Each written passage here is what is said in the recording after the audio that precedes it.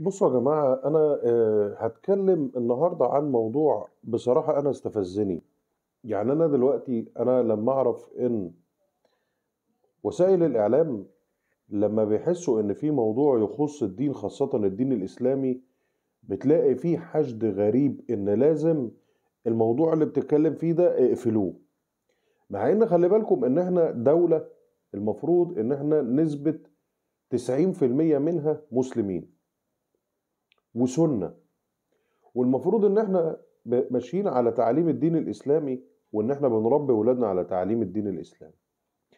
فلما يطلع ان في مدرسة نقدر نقول عليها ان هي مدرسة ازهرية، والطلبة اللي فيها اللي هم البنات لابسين اسدال، يعني تقدر تقول ناس بتلبس الزي الاسلامي المحترم اللي احنا بنعلم ولادنا يلبسوه، اللي بيحفظ الست والبنت من صغرها ويعودها على ان هي تكون محتشمة وتكون محترمة وتكون تعرف تعليم دينها كويس، وتكون بتنشئ أسرة دينية إسلامية محترمة.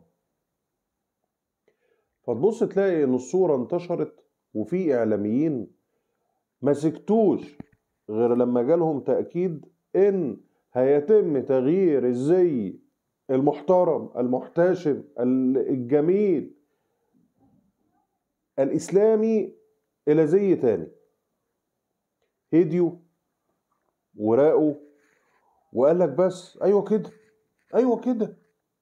ده احنا كنا شايفين إن البنات دول لابسين زي شبه الباكستانيين أو شبه الماليزيين.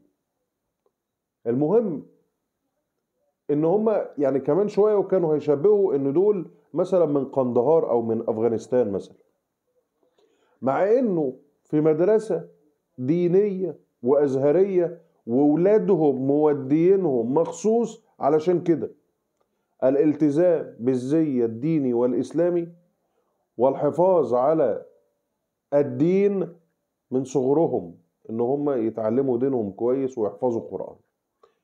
فتبص تلاقي ان عزة مصطفى على ابراهيم عيسى على خير رمضان على كل اعلامي هو اصلا مش حابب قصة وفكرة ان انت والدين والدين والدين، هم مش عايزين ده.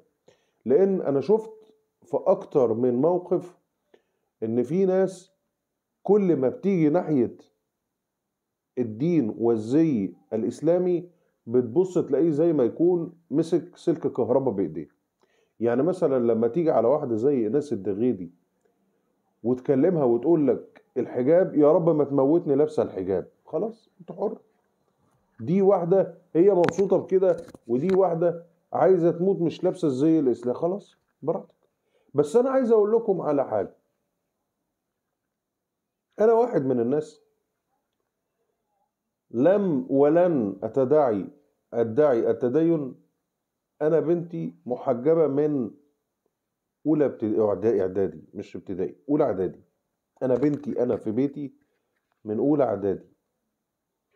وعلى فكرة قرار شخصي منها، لأن هي طلعت ونشأت فشافت إن والدتها وخالتها لابسين كده، وإن الحجاب بجماله وحشمته كده. ما هو أنا واحد متربي على إن ما ينفعش إن أختي وبنتي ومراتي يمشوا في الشارع بشعرهم، وإنت علشان بتدعي الحرية وإن أنا أبقى راجل متفتح ومنفتح ومفتوح، ان انا البس او البس بنتي ومراتي وتبقى اخت مراتي واختي وماشيين في الشارع بشعرهم علشان تعجبك انت.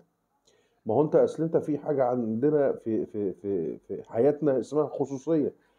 انا حر البس بنتي ومراتي زي ما انا عايز ما لم اضر. يعني انا دلوقتي انا في مجتمعنا الشرقي المصري المسلم المفروض اللي هو متدين، اللي هو دلوقتي اصلا بقى مجتمع كله سب دين، عايزني ان انا انزل لك بنتي ومراتي واختي من غير حجاب ونازله بشعرها، والبسها لك بادي والبسها لك بناطيل ومحزقه علشان تعجبك فتقول ان انا راجل متنور ومستنير هو ده بقى لا، ده مش ده الدين على فكرة. مش ده الدين. ما هو الدين مش البنات اللي على التيك توك اللي هم عمالين يهزوا في صدرهم، واللي لابسين بناطيل ومحزقه عليهم من قدام ومن ورا ومفسره جسمهم بتفاصيله البحته، من قدام ومن ورا ومن فوق ومن تحت. ما هو مش ده ديننا. ما هو ديننا ما بيقولش كده. احنا ديننا بيقول ستر العوره. ما هو انت ما تقوليش ان انت اللي ماشيه ببادي وبنطلون دي مستوره عورتها منين وفين ورايحه فين وازاي. فتبص تلاقي ان طلعت حمله على المدرسه اللي هي مدرسه نشا دي او نشا، ان لا مش هنهمد ومش هنسكت في الاعلام غير لما يغيروا الزي. طب انتوا بتتدخلوا في خصوصيات الناس ليه؟ سؤال يعني. انتوا بتتدخلوا في خصوصيات الناس ليه؟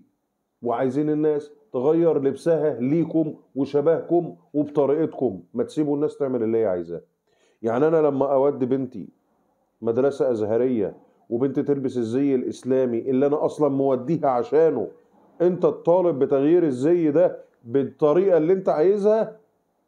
طب إزاي؟ اللي هو إيه يعني؟ إزاي يعني؟ اشمعنى أنت عايز تتدخل في خصوصياتي وتلبسني على مزاجك أنت، وأنا لما ألبس على مزاج أنا بس أنا ما ضرتكش في شيء؟ ده أنا اللي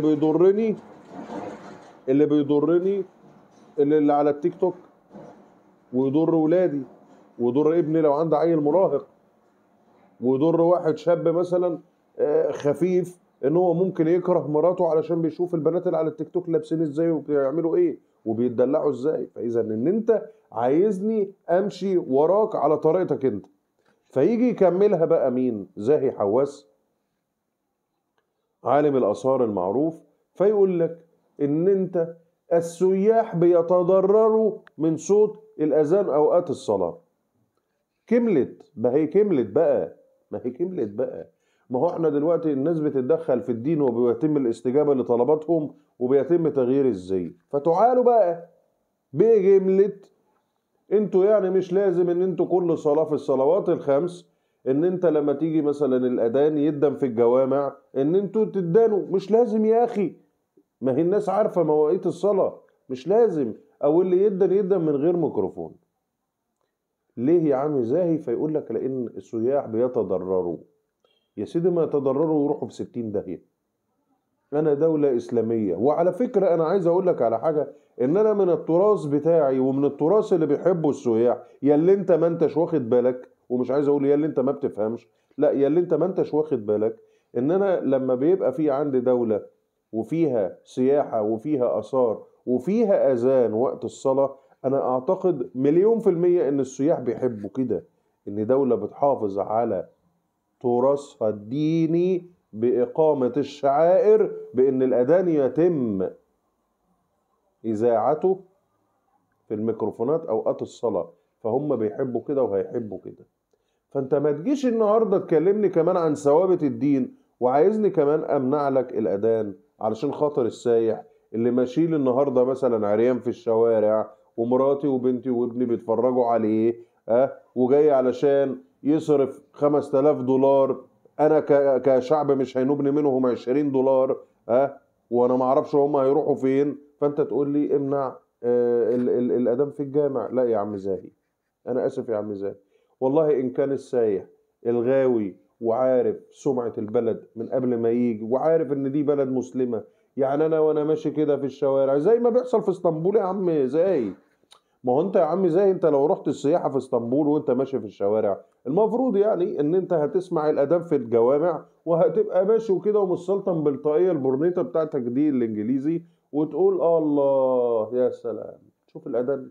شوف الاذان صوته عامل ازاي. شوف البلد المسلمة بتحافظ على التراث بتاعها ساعة الاذان مع ان في سياح والاذان بيقول في اشمعنى بقى في مصر يا عم زاهي؟ ليه يا عم زاهي؟ عايزنا نمنع الاذان ليه كمان يا عم زاهي؟ طب ما هم منعوا الزي الاسلامي في المعاهد الازهريه وفي المدارس الازهريه كمان يا عم زاهي. انت كمان عايز تمنع الاذان في الجوامع؟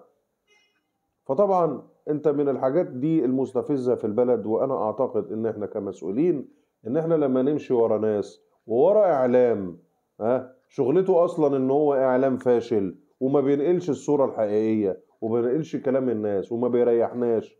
م?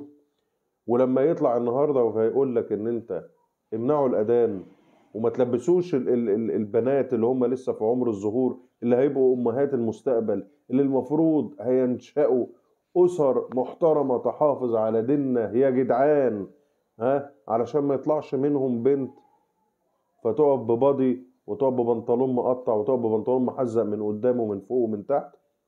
ها، فهم دول المفروض ان دول امهات المستقبل. فانا يعني انا من رايي يا مسؤولين ما تسمعوش كلام الاعلام والاعلام لانه فاشل. سلام عليكم.